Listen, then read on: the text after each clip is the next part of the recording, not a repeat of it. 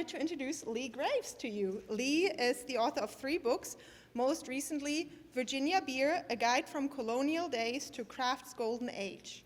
He began writing a weekly column about beer in 1996 while working at the Richmond Times-Dispatch. He has received several awards as a member of the North American Guild of Beer Writers. A graduate of the College of William and Mary, Graves lives in Richmond, Virginia with his wife, Margaret, who is also present. He's a founding board member of Richmond's Beer Historic, a nonprofit group active in raising awareness of beer history. He writes about beer and other topics on his website, www.leegraves.com. So please join me in welcoming Lee Graves.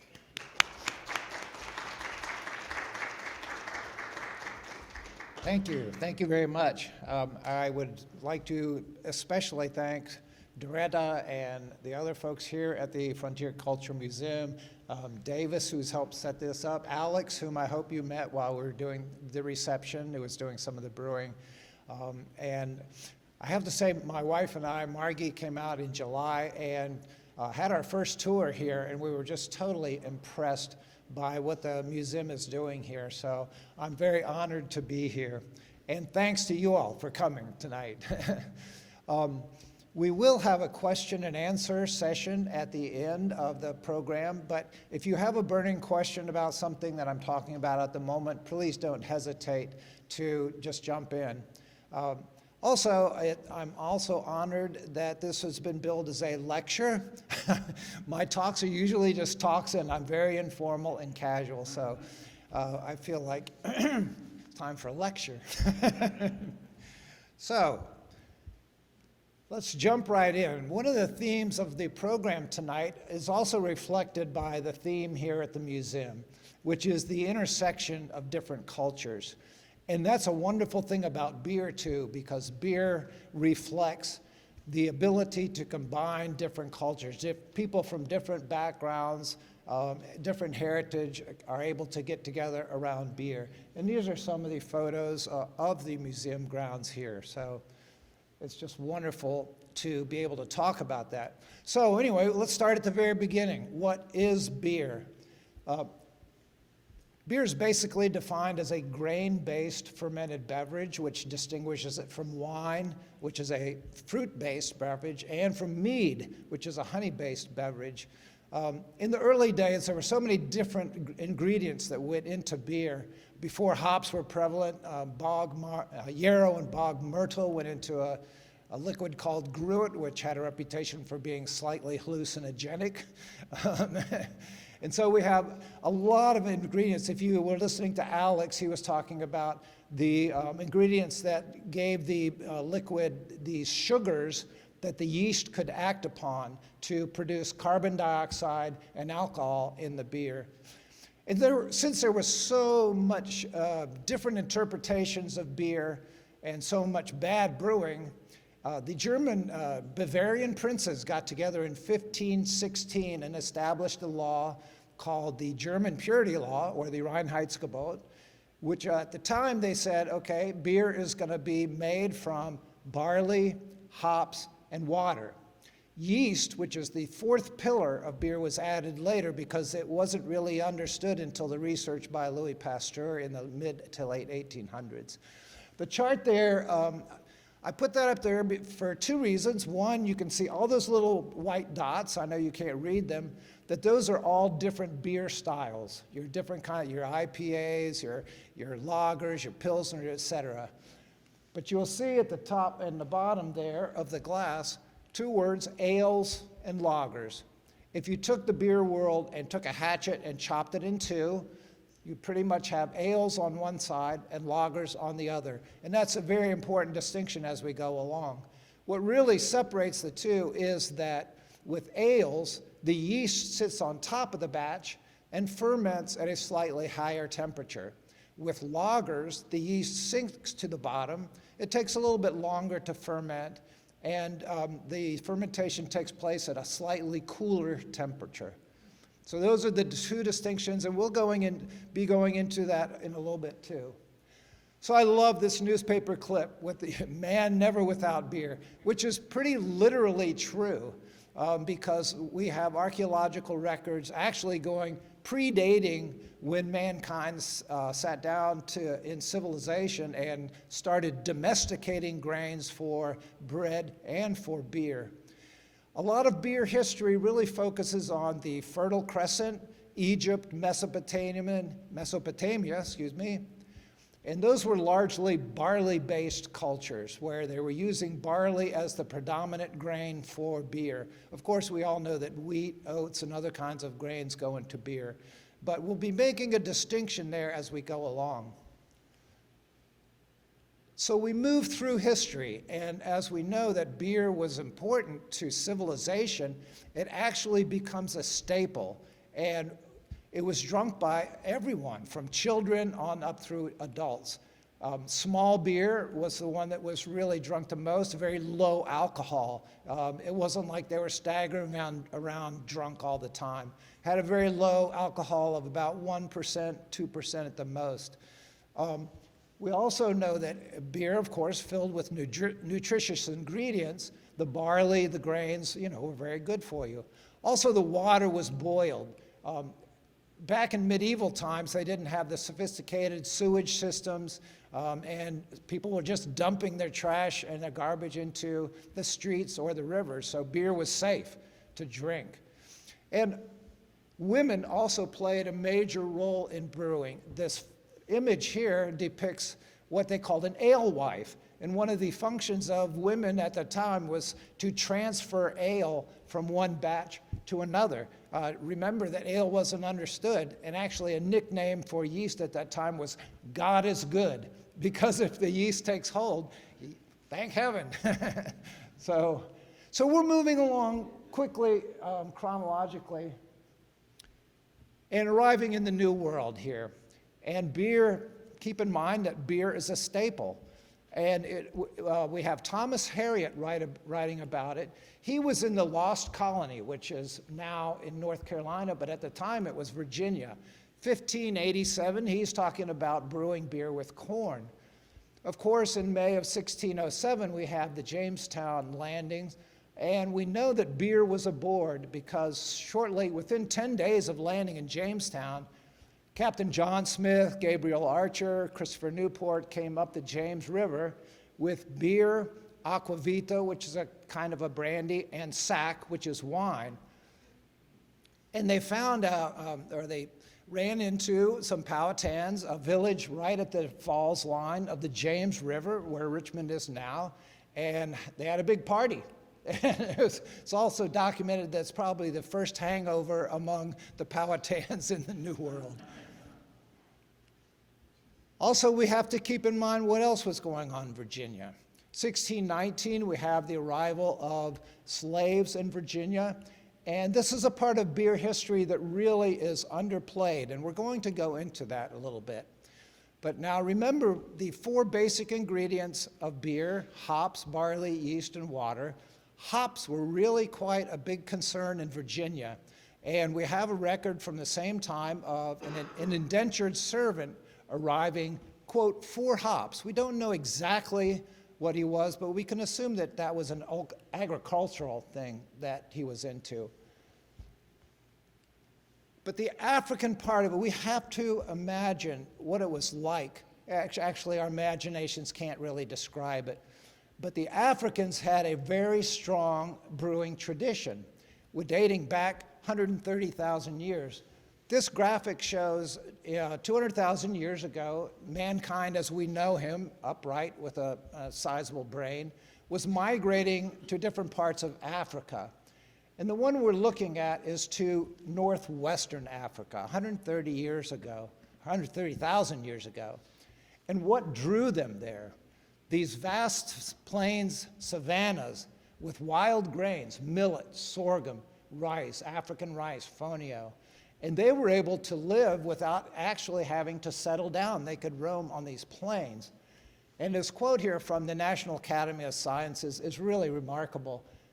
Probably the oldest grasslands on Earth. And humans have lived there longer than anywhere else. Just think about that.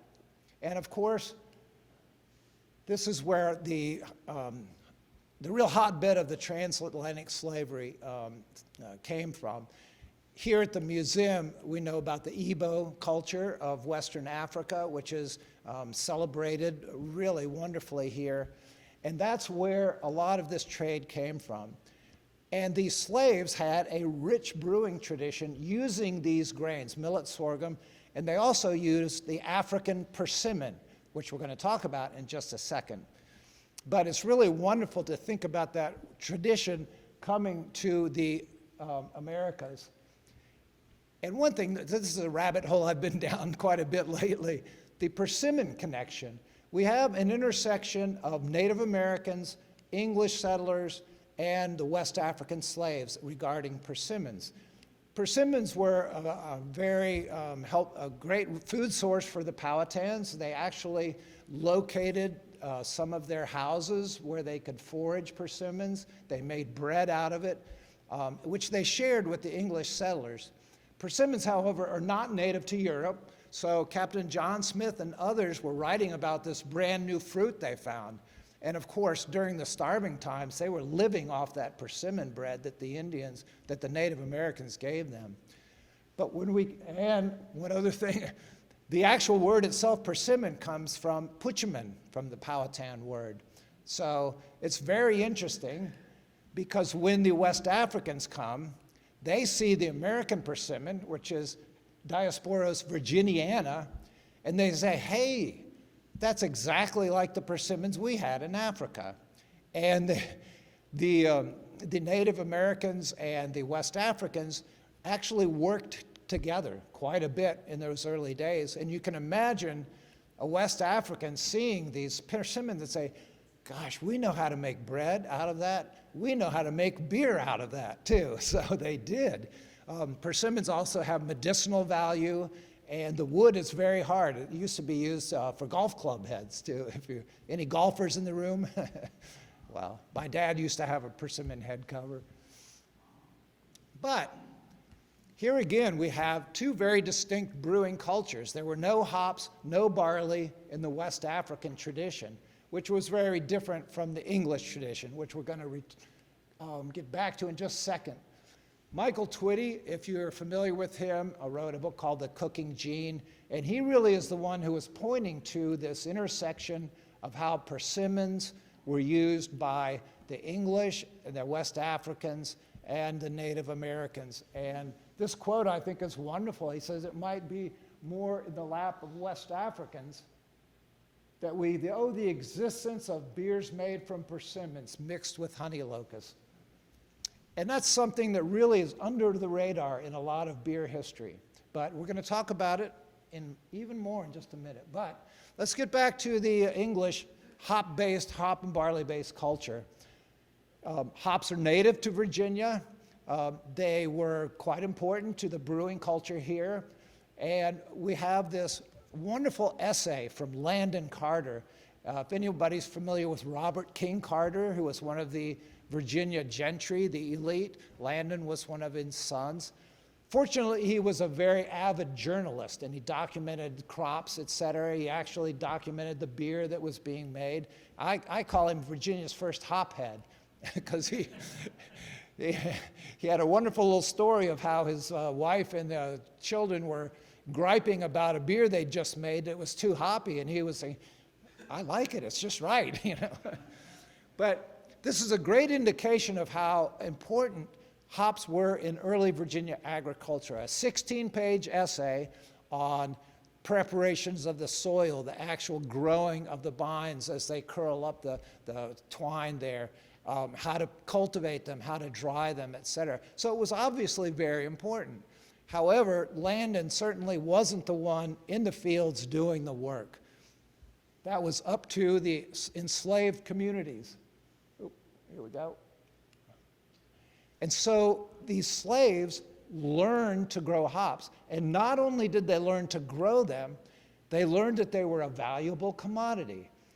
And so slaves actually had, this whole microeconomy where they were able to sell certain products back to plantation owners and the domestic folks there. And hops were included in that. This is a record from William and Mary. They have a project called the Lemon Project, documenting the contributions of enslaved people. And so we have this record of the brewery at William and Mary buying hops from Negroes at their Nottoway farm plantation, which was right off the Nottoway River. And as we go through this, we find even more records of hops selling or giving away hops sometimes. Peter Hatch was the master of gardener at Monticello, and he said that the hops were among the most frequently purchased commodity there. And this old shirt, the first time I saw this record, I said, who wants an old shirt? Well, if you're an enslaved person and you don't have much on your back, a nice old, one of Thomas Jefferson's cast-off shirts would have been wonderful. And so we have records at Mount Vernon where slaves are selling hops. We also have records of Thomas Jefferson. And this one is really the most eye-popping one, of Thomas Jefferson buying 60 pounds of hops for $20. And today that's worth $800. And if you are an enslaved person who is saving up money to buy freedom for a person in your family or yourself, that's quite a chunk of change. But this is a part of the culture that I think has gone under the radar quite a bit. Okay, early colonial days, the brewing was very unsophisticated. The demonstration that Alex had was really quite representative of what was going on then. And he also noted that it was the women who were really predominantly the ones who were supervising and guiding the brewing. Beer was, again, a staple. Every domestic situation, you had beer on the table. And they were also scrounging around for different ingredients.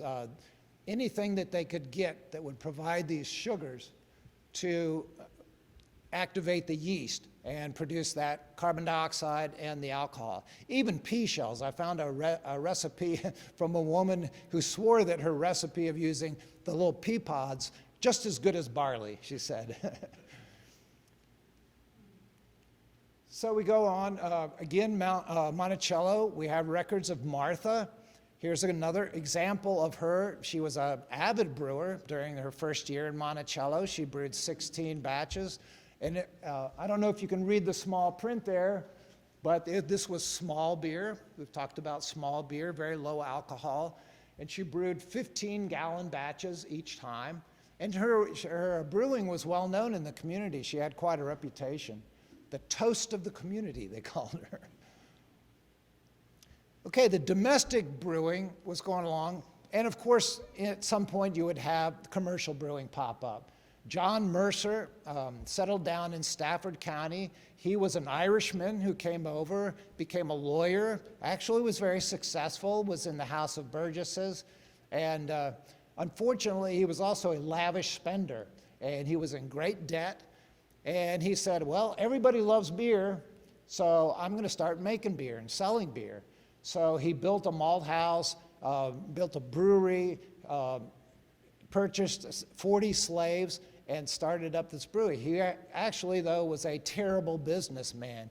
He had several brewers go through there. They got into big tangles about, oh, you built the wrong kind of malt house, you built the wrong kind of brewery. Finally, a guy named Andrew Wales proved to be a successful brewer, but John Mercer failed miserably to really start a commercial business. Wales went on to Alexandria and started the first brewery in Alexandria there. But the founding fathers in general, they loved beer. George Washington, we have numerous accounts of his fondness for porter. He loved a particular porter brewed in Philadelphia. Patrick Henry, a beer lover. But among all the founding fathers, the real beer guy was Thomas Jefferson. Hops were grown at Monticello. Thomas Jefferson designed a brewery. We don't really know if it was built. We haven't found any archaeological evidence of it. But he did build a malt house, and he had one of his slaves trained in professional brewing techniques. The name Hemmings might be familiar to you. Sally Hemings, of course, we know about. Peter Hemmings was Sally's brother, and a very interesting fellow. He started really as a tailor, and then he learned French cuisine from his brother, James, who accompanied Jefferson to France in the 1780s, and James specifically went there to learn French cuisine. But Jefferson was so curious and so eager to have one of his slaves learn professional brewing techniques that he persuaded a fellow named Captain Joseph Miller to come to Monticello during the War of 1812. Miller was actually a native of Virginia, and he had gone to England to learn the brewing trade. During the war, he came back to claim his family estates, and Jefferson said, hey, come on up to Monticello. I want you to teach Peter to brew. And Peter was very successful as a brewer. Jefferson records numerous times of Peter's intellect and his capability as a brewer. If you go to Monticello, they have this wonderful display there where you can see it. But I argue that Peter was probably the first African American to learn professional brewing techniques. So I think he deserves a spot in the Hall of Fame. And let's go back to persimmon beer. This is probably what Peter Hemmings was drinking when he finished brewing for Thomas. He would go back there on Mulberry Row or wherever and drink persimmon beer. We have this account that was taken during the Federal Writers Project about how wonderful the persimmon beer was. That old persimmon beer was half of our living. And we just think of that. This was an iconic part of the slave community back in the day. And we can just see how it was part of their identity, really. And I love that final sentence there. That beer was so refreshing after a hard day's work. And of course, they were putting in hard days' work. So once again, you have this two very different brewing cultures going on with the English ale-based culture with hops and barley, or the Africans in their persimmon beer community. So very different. And here again, we not only have it within the slave community, but it also had a status among the white elite. George Bagby, who was kind of a humor columnist in his day, he said, what makes a true Virginian? Well, he runs down the list here. Fried chicken, stewed chicken, broiled chicken, going on down. And he includes persimmon beer there. One of the great little stories about persimmon beer is that President-elect Taft in 1909 was invited to Atlanta for a big political dinner. And Taft said, I want a good old Southern possum dinner. And so they said, well, if you're going to have a possum dinner, you got to have persimmon beer to go along with it. And so President Taft came down and had a dinner with persimmon beer. Now, we talked about ales and lagers. This is a very significant turning or changing point in beer culture and in American culture too, which is the debut of lager beer.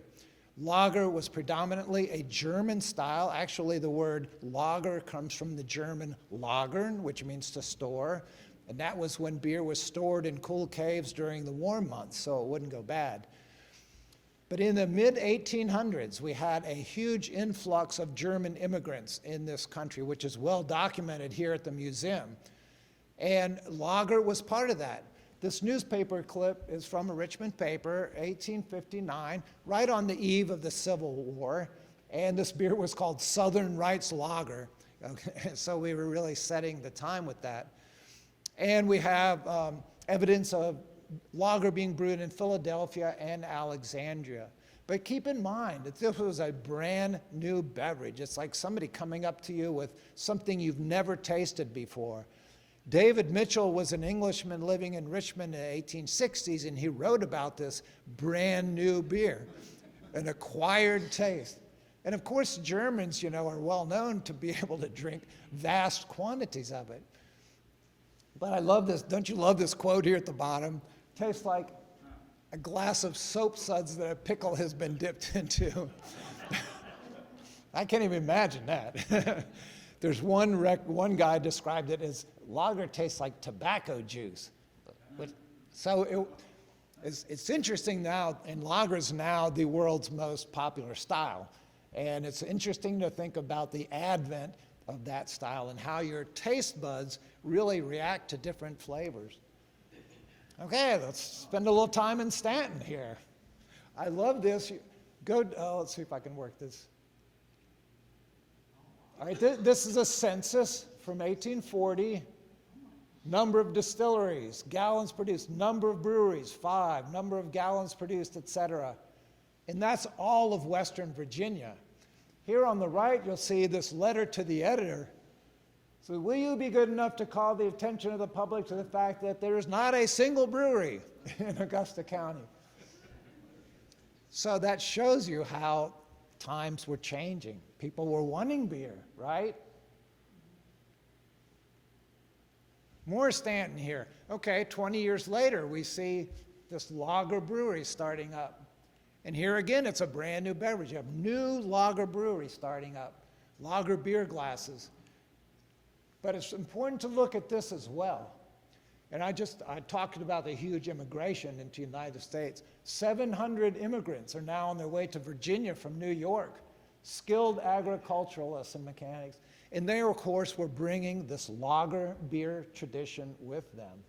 So I got to use all the Stanton stuff I can get. I love this slide because it shows kind of the mentality of brewers as Prohibition was approaching. This is late, what's the date on there? 1900. So the forces of Prohibition are gathering, and brewers start to think, we need to market the really good properties of beer. And of course, as we talked about earlier, the nutritional quality, the grains, et cetera, it's wonderful for you. Your kids can drink beer if they want, and the water's boiled, it's a great thing to have. And they're trying to head off the Prohibition forces. But let's look around the state.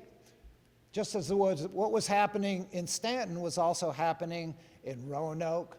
Down in the Tidewater area, we have the Old Dominion Brewing Company, Virginia Brewing Company in Roanoke. Peter Stump, 1892 in Richmond, later became the Home Brewing Company, which was the producer of Rich Brow beer. Anybody heard about Rich Brow beer? A very important beer that's going to pop up here in a minute. Portner Brewery in Alexandria became the top brewery in the South. So Virginia has a real firm tradition in that. Okay, drama, Prohibition. One of the worst things we ever did as a country. We got rid of the alcohol, but we kind of grew the crime scene quite a bit there. Virginia went dry before the rest of the nation. On November 1st, there was a crazy scene in Richmond with people in Halloween costumes out on the streets drinking as much as they could before Virginia went dry. At the same time, the churches were filled, church bells were going off with people who were celebrating the Prohibition movement. And of course, it was repealed in the 1930s, but this newspaper clip shows an important aspect of this. During those years that Prohibition was in effect, people were drinking more sodas, more bottled water, etc. They weren't, even if they got hold of beer, it was usually a very watered down, low alcohol version. So the American palate actually was changing during this period. And that continues after Prohibition. We all know about the, I hate to do that, Davis, I'm sorry. Farms are going under during the Depression. We have grains being sent overseas during World War II before we got into the war. And when we did get into the war, we rationed grain here at home. And the brewers were using what we call adjuncts, which are rice and corn, to really help them keep their brewing going without depending too much on the barley. And there was a lot of consolidation of breweries during that period. But we're going to take a little tangent here for a minute. In 1935, if you're not familiar with this, the first beer, this will get you, win all your money in Final Jeopardy if this question ever comes. Say, when was the first beer in cans introduced? It was 1935 in Richmond, Virginia, when Kruger Brewing Company, a New Jersey brewery, collaborated with the American Can Company to produce the first beer in cans. And They weren't able to do that because if you put just beer in a regular metallic can, it's going to have that metallic taste to it. But they developed this keg line process using vinylite and an enamel, which protected the beer from actually coming into touch with the metal there. And so in 1935, January, this is a big ad that ran in the Richmond paper, and it was hugely successful. People loved beer in cans. One thing I find super humorous about this is the old, how do you open a can of beer? Well, you get your church key out. So anybody remember using those church keys? I'm sure you do, yes, okay. All right, let's go back to the scene here. We're seeing, as I mentioned, this mergers, consolidations, etc. One important date and number two that I want to point out is 1873. There were 4,131 breweries in the United States.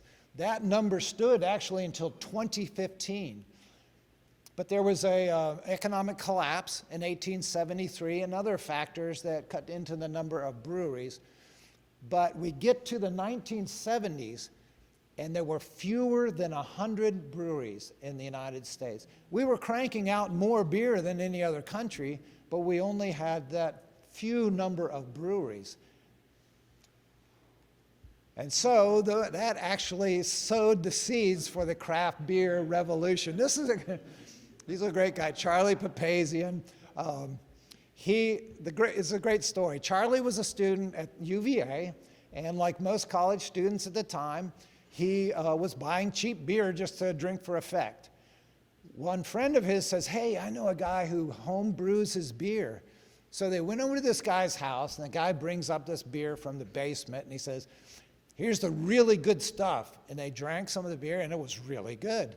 So Charlie fell in love with home brewing, and he became enamored of the process. He studied it. He actually started teaching brewing classes at the University of Virginia. When he graduated, he went to Boulder, Colorado, and continued teaching beer. And eventually, he compiled all of his notes from those classes into a book, The Complete Joy of Homebrewing, which was the Bible of the early homebrewing era. And it went on to sell 1 million copies worldwide. But this was a thing. The 60s and 70s, a lot of young people were going over to Europe, tasting the ales of England, the wonderful lagers in Germany, and of course the marvelous beers in Belgium. And they would come back, and all they could get were the mainstream lagers. So they started home brewing. And this was where it really spurred that early microbrewing movement. Anchor, has anybody tried Anchor steam beer? Great beer. Fritz Maytag bought the brewery. He was a student out in California. He was the heir to the Maytag appliance fortune. Yeah, he had some money to spend. Jack McAuliffe in California started the nation's first brew pub. He basically put it together with old dairy equipment and just kind of jury-rigged it together, but it was the first brew pub in the United States. Sierra Nevada, I'm sure you all are familiar with Sierra Nevada Pale Ale, the 1980s, very early there. And of course you know of Boston beer, Jim Koch. Sam Lager was really one of those first beers that really had that big traction to it and sold a lot of beer. So what was going on in Virginia? We think of Virginia sometimes as being behind the times of these things, but the first microbrewery in the South actually popped up in Virginia Beach in the early 1980s. Here again we have home brewers and their wives. We cannot forget the wives here. Who put all their energy and their time together to start the Chesapeake Bay Brewing Company. Very successful as a brewery, won a gold medal at the Great American Beer Festival, but they were really ahead of their times in this market. And that quote by Alan Young, if they had been in California on the Chico Bay rather than the Chesapeake Bay, it would have been a whole different scene. But they went under before the decade was over. In the western part of the state, we have Virginia's first brew pub, which was started up by two grandsons of William Faulkner. He was the writer-in-residence in the late 50s at UVA. And these two grandsons of his, one of them was a home brewer, Bach Summers, and they decided they were going to do beers the traditional way. Remember that German purity law that we talked about with just water, barley, hops, and yeast.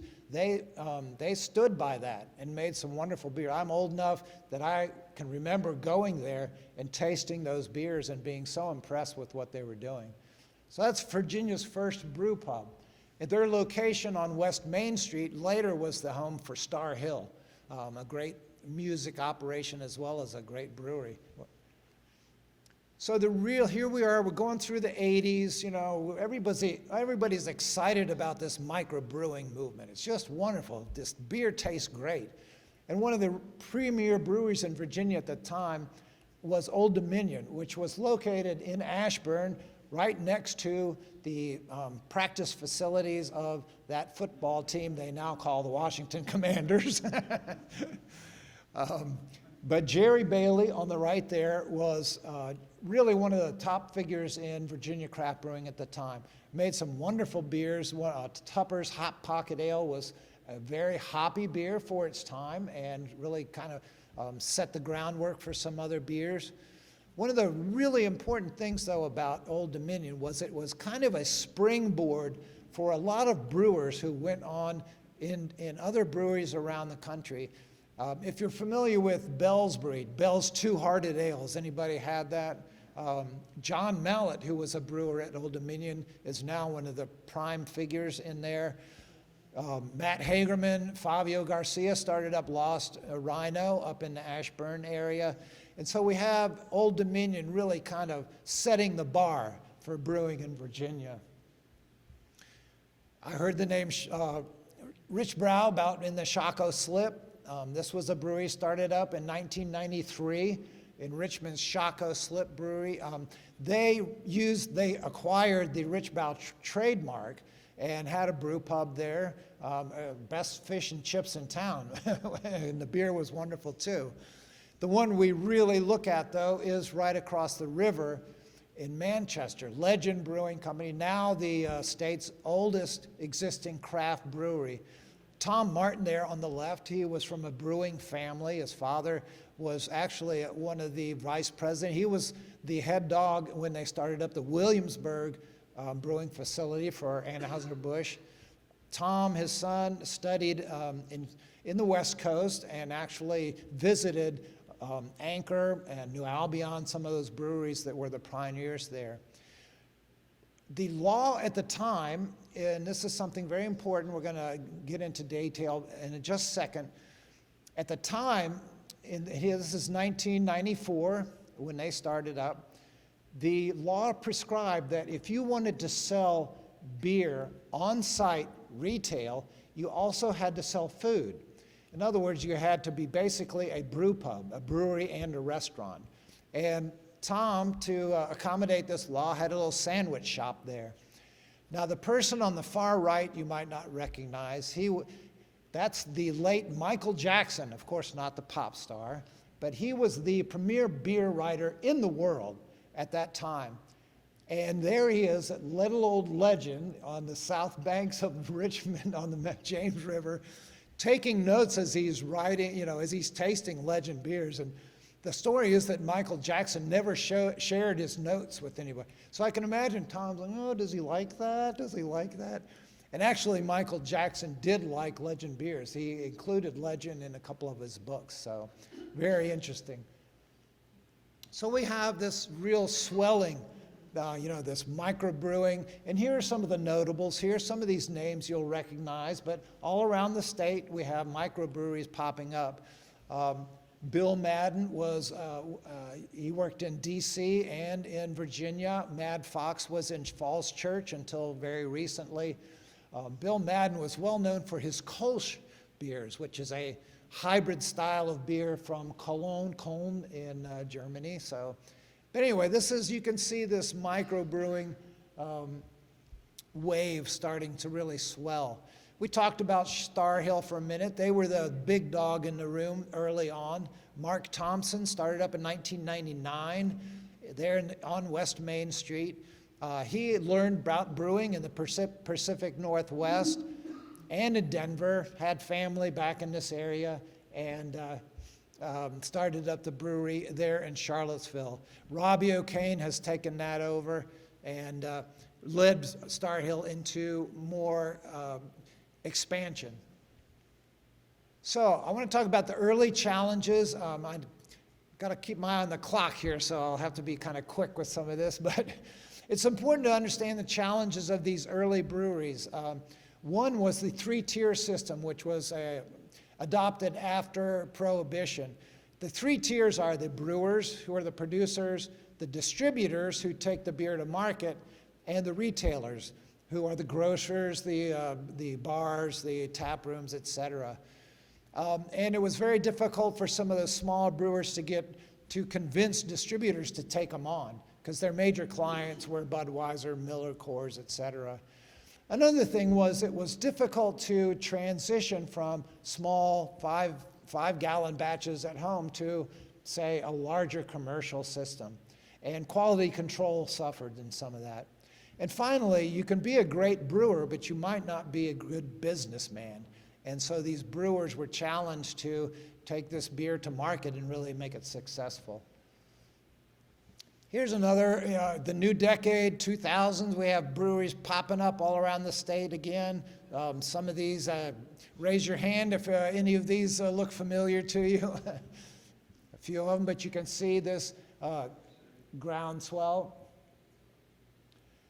In the central western part of the state, a light bulb went on in the people out there, and they said, oh, you know, people are coming as tourists to these breweries, much like they did to the wine, you know, the vineyards and the wineries.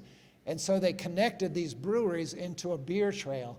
And that was the first one, the Brew Ridge Trail in that part of the state.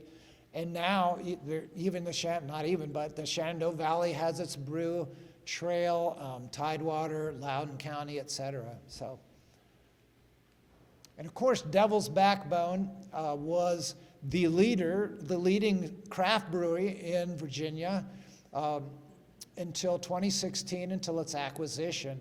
We'll talk about that later, maybe, but there was quite a controversy when they were acquired, because that removed them from the craft beer category. And a lot of people were upset because they felt like they'd lost one of Virginia's premier craft breweries. But if you are familiar with the Vienna Lager from Devil's Backbone, it's a great beer no matter whether it's craft or not. So we go through a bust period where brewers are closing. There are a lot of boom and bust waves, but we really went through some tough times in craft brewing. Some of it was due to those challenges I talked about earlier with business and quality control. But the home brewers, going back to the home brewers, they're the ones who were passionate, and they were the ones who were really keeping that passion alive. The photo at the bottom right here is of Weekend Brewer in Chester. They were one of the big homebrew supply shops. Bob and Jeannie Henderson. If you've ever done any home brewing, you probably are familiar with them. But we really start to gain a whole new era in 2011, Hardywood Park in Richmond. This picture on the right, you see Eric McKay on the right and Patrick Murtaugh, boyhood friends.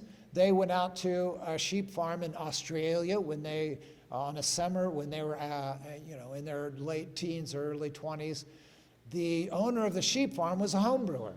And so they grew fond of flavorful beer, came back and started up the Hardywood Park Brewery there in Richmond. And they were the site. One other thing was they really put Richmond and Virginia on the map with one of their beers. The Hardywood Gingerbread Stout received a perfect rating from Beer Advocate magazine, which was one of the top rating magazines in the country. And that really got some eyes popping about what was going on in Virginia.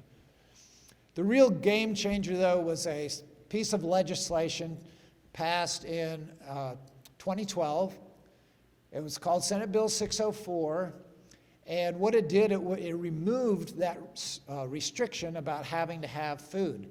So you now could be a brewer have people come into your brewery and you could sell them pints or flights or crowlers and growlers and not have to be a restaurant. And that really changed the landscape here in Virginia, going from around 40 breweries at the time to more than 300. Pretty crazy. And of course, another piece of legislation was establishing farm breweries.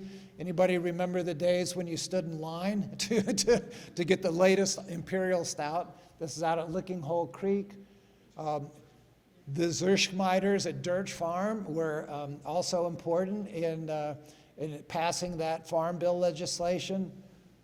And of course, they were part of this blossoming in Virginia. Loudoun County was one of the ones that really has taken off. I love Mark Osborne here. He's an extreme brewer. You go into his place and you're going to hear Ozzy Osbourne and Black Sabbath blasting through the speakers. And so, you know, we have these breweries popping up all over the state. In the Tidewater, if you're familiar with Smart Mouth, that's one of them. O'Connor, their flagship beer is the El Guapo Agave IPA, and they're just part of that, that mushrooming around the state. Here we are in the southwest, or Shenandoah Valley, southwest, et cetera. You can see some of these breweries. Parkway in Salem was an early one. Here in the valley, of course, we have Brothers in Harrisonburg. We have just Redbeard, Skipping Rock here in Stanton and others, and on going up to the Winchester area and beyond. The photo here I love is of Billy Clifton at the Backroom Brewery. She grows hops there. A number of breweries grow their hops to be used in very special beers. And once again, I like to emphasize that female part of it. And of course, the craft spurred other growth. You have hop farms growing up. You have mobile canning. You have food trucks. You have areas in cities that were once blighted areas. Scott's Addition, if you've been in Richmond, used to be just deserted warehouses, now has half a dozen breweries, a meadery, 3 cideries, 2 distilleries. So beer has that. And one thing that I really like to point out is it created a cultural shift in beer presentation and consumption. If you go into a craft brewery these days, you know that it's a family, friends destination. You can go in there, have a pint or two. And what I love about that is that children can see adults consuming alcohol responsibly. So it demystifies that alcohol experience. You know, if you're like me, you don't, until you're 21, you know, can't even look at it. But now they can witness that and really see that it can be done responsibly. And of course, we have the maltsters too. Here's another business that's benefited. And the West Coast breweries were watching what was going on in Virginia. Stone came to Richmond, and they have a wonderful brewery there on Williamsburg Road. And now they were acquired by Sapporo this year and are cranking out some Japanese beers in addition. You had some other West Coast breweries. Green Flash started in Virginia Beach, collapsed very quickly. The good part of that story is that the building was repurposed very quickly, so it didn't sit empty. New Realm is there now. We have some failed ventures in the Roanoke area. Ballast Point has drawn back to just a brewery rather than being a restaurant too. And Deschutes has really pulled out of the Roanoke area altogether now. So the pandemic was a real test. We can thank the Virginia ABC for relaxing distribution laws to allow curbside pickup and home delivery there. And that has allowed some of these craft breweries, especially the smaller ones, to survive. So, blue skies ahead or more clouds? Craft brewery is still growing. The number of breweries is going up. That bottom line there, 2.5% in overall breweries, but look at that number, 9,247 breweries in the United States. Remember that number from 1873, 4,131? We have more than double that now. That's crazy. And of course, I call it the golden age because we have more breweries than ever. in the United States, more breweries than ever in Virginia, and the economic impact is huge. Jobs, revenue, taxes, etc. And we also have growth in different ways. More of a focus on diversity. The woman who is the diversity ambassador in the United States is a Virginia professor, Dr. J, we call her. She goes around to breweries around the country and tells them about diversity initiatives. And of course, it's the beer lovers who keep the flame burning bright. This is from Three Notch in Charlottesville. History, beer history, we're paying a lot of attention. The Virginia Beer Museum has opened up in Front Royal.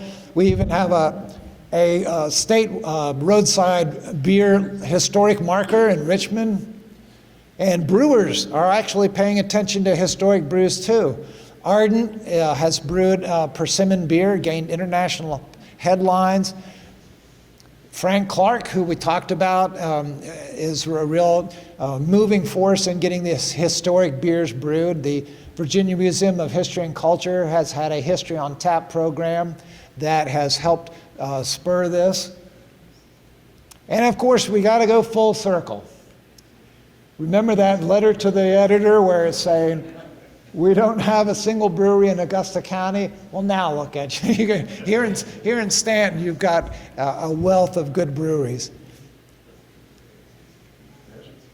And so look at all these breweries we have in the Shenandoah Valley now. Who would have imagined 30, 40 years ago that this would be happening? So that's why I call it the Golden Age. So thank you very much. I appreciate you.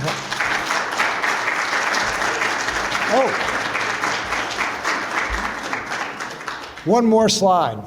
Do you remember that little quote that I showed you about the lager beer tasting like soap suds that I pickle?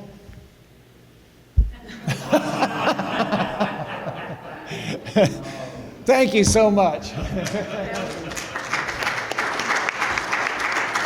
Thank you so much, Lee. That was wonderful. I learned a lot. I want to be mindful of everyone's time, but I'm sure that there are some questions in the room. I'm just going to start with a very quick one. What is a craft beer, actually? We've been talking about that. What's the definition of a craft beer? That's a great question. There is no actual definition of what constitutes craft beer. However, the Brewers Association, which I mentioned just a minute ago, does have a definition for a craft brewery. And there are three parts to that.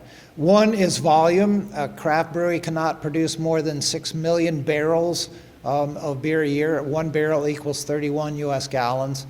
The second part concerns ownership, in which we touched on with Devil's Backbone.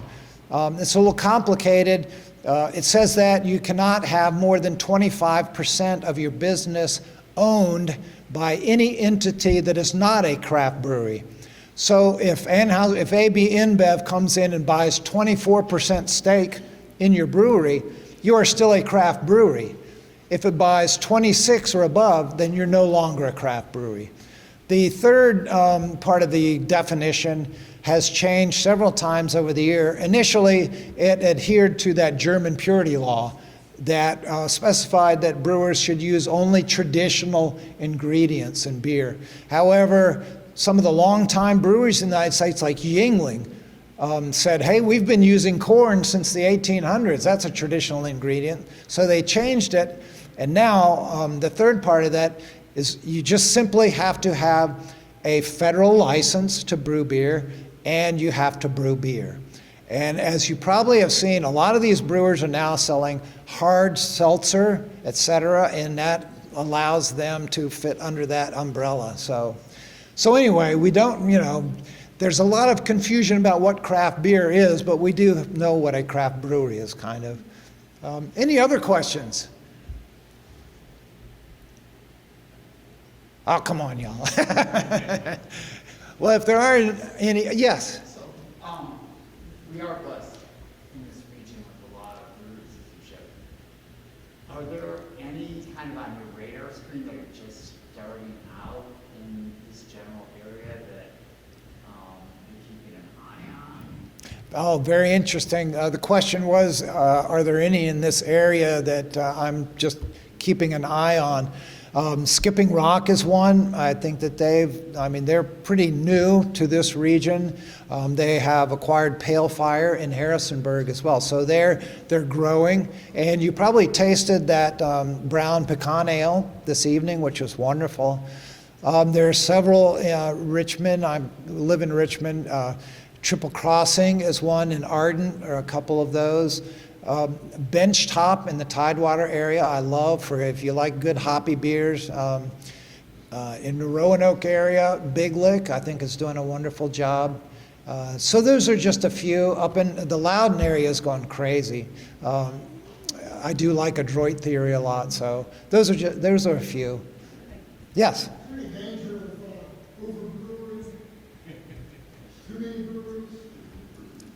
The question was, is there a danger of too many breweries, basically, or saturation? Yes, yes. I'm sorry. Well, it's interesting. That question has popped up a lot to me over my years of writing about beer and talking about beer. And yes, there is a saturation point. What works against that is the small breweries who can set up community, establishments where they don't have to worry about distributing. They don't have to worry about sending their beer to North Carolina or California or wherever. They create a community destination, and actually the tap room is the biggest profit center if you're a brewery, because you don't have to distribute. You don't have to pay the distributor. They don't have to pay the retailer. So in terms of number, I think there's a ways to go. In Virginia, the legislators, the officials in Virginia are realizing what a huge economic bonus they are. That legislation, Senate Bill 604, was a good indicator of that. There is currently efforts in the Virginia Assembly to loosen up distribution laws so that beer is more aligned with wine. Wine has some perks in distribution that brewers do not have. So I think we've got a ways to go. I think the other side of that coin, though, is that craft beer is here to stay. I can't imagine a time where we will lose our taste for flavorful beer. But yeah, it's a good question. It's a great question, yeah. It was interesting, as you mentioned, Peter Hemmings. Of course, James was the one that trained him in French cooking before he was free. Good for you. But were you able, in researching Peter, to make a link between Martha Wales and him and the family? Was there good beer brewing going on with John Wales, for instance? Is there anything that you found out?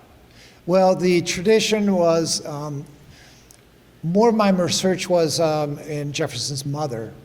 And she had a library of brewing books. She was well-versed in domestic brewing.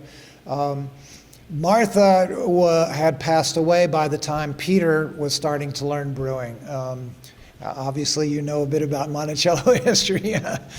So there is no link there that we can establish. I think a lot of it was due to just Jefferson was back at Monticello. He was curious about everything under the sun. He was no longer president, so he's twiddling his thumbs during the day, riding his horse around, starting a university. And he took advantage of this opportunity to have a professional brewer come. So there is no direct link there, but there is kind of a beer link in terms of that. Yes? As craft breweries have grown and you can buy craft beer in Food Line now and all that kind of stuff, has the sale of like Anheuser-Busch and Miller and all those products gone down, or are we just drinking more beer? Great question. The question is, as we have more craft brewery, is there consumption, or have the larger breweries eaten into it, or the best answer to that is looking at market share. The entire brewing industry, we look at the the share of the market that craft beer has. And it used to be about 13%. The craft brewing industry is like a $100 billion plus industry a year. And so the big dogs are definitely getting the major share. The market share has actually gone down the last couple of years, largely due to the pandemic, and the brewers have gone through some real challenges with supply chain issues, getting aluminum for cans, things like that. So we'll see. The challenges are still there. People are not giving up drinking craft beer. There's also a lot of competition, not just from the big guys, but from hard seltzer, wine. A lot of young people are drinking spirits now, mixed beverages, things like that. So, yeah. Well, thank you so much, Lee, once Thank again, you. for being here. He will be available to answer any more questions when he's selling books in the back of the room. And now the moment all of you have been waiting for, the raffle. So if you'd like to do the honors. Thank you for watching this talk. If you share our passion for early American history and would like to support free programs like this, please consider making a donation to the American Frontier Culture Foundation at frontierculturefoundation.org. Thank you for your support, and we hope to see you in person at the Frontier Culture Museum in Stanton, Virginia.